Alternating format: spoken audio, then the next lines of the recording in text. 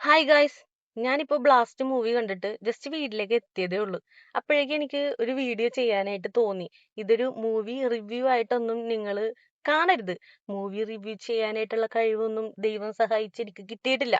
എനിക്ക് റിവ്യൂ ചെയ്യാനും അറിയില്ല. എന്നാൽ ഇത് കണ്ടപ്പോ എനിക്ക് നിങ്ങളോടൊന്ന് പറയാൻ തോന്നി. വേറൊന്നുമല്ല, മസ്റ്റായിട്ട് നിങ്ങൾ പോയി കാണണം ഈ മൂവി. അത്രയും കിടിലെന്ന് വെച്ചാൽ അത്രയും കിടിലൻ മൂവിയാണ്. സത്യത്തിൽ ഈ മൂവി കണ്ടിറങ്ങിയപ്പോ ആരെങ്കിലും ഏണി വെച്ച് രണ്ടിടി കൊടുത്താലോ എന്ന് വരെ എനിക്ക് ഫീൽ ചെയ്തു. അതുകൊണ്ടാണ് എനിക്കിപ്പോ ഈ വീഡിയോ ചെയ്യാനായിട്ട് തോന്നിയത് പോലും. നല്ല മൂവീസ് ഒരിക്കലും ഒരു മലയാളികളും മിസ് ചെയ്യാറില്ല. അതിപ്പോ അന്യഭാഷാ മൂവി ആണെങ്കിലും നല്ല മൂവി ആണെങ്കിൽ മലയാളി ഓഡിയൻസ് കൈനീട്ടി സ്വീകരിക്കാറേ ഉള്ളൂ. എന്നാലും ചിലര് ചിന്തിക്കും, തമിഴ് മൂവി അല്ലേ, അപ്പോ OTT റിലീസായിട്ട് ഇരുന്ന് കാണാന്നൊക്കെ ചിലര് വിചാരിക്കും.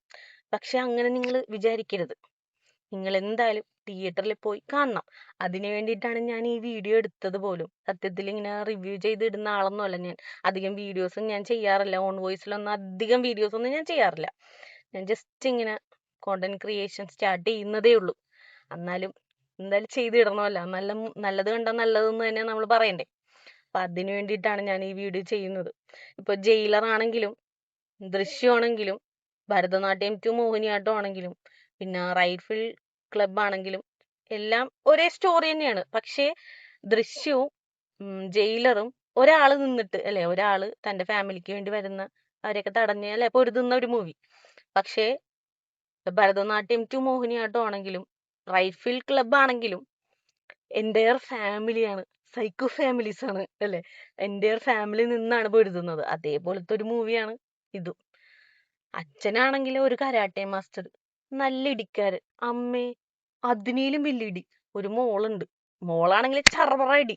അതും പോരാഞ്ഞിട്ട് ഒരു അങ്കിളിന്റെ പഞ്ചൊക്കെ കാണണം. സത്യമായിട്ടും ആ അങ്കിളിന്റെ പഞ്ച് ഒരു രക്ഷയില്ലാട്ടോ. നല്ല കിടിലെന്ന് വെച്ചാൽ കിടിലൻ.